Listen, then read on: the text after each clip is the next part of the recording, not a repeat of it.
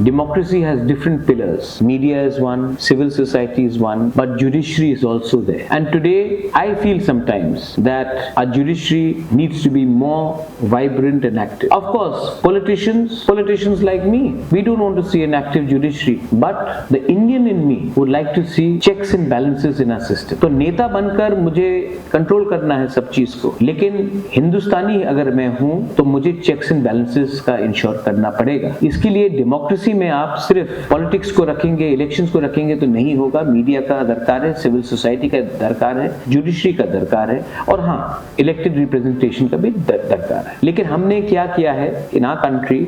We have only paid attention to elections and politicians. That has to change. Today, most of our leaders in other countries, most of our leaders in our country are not lawyers, but have some connection with judiciary. You know what? They all have criminal cases. Lawyer तो बने नहीं, लेकिन court में गए हैं as criminals. Do you think that these people can then ensure a free and fair democracy for our people?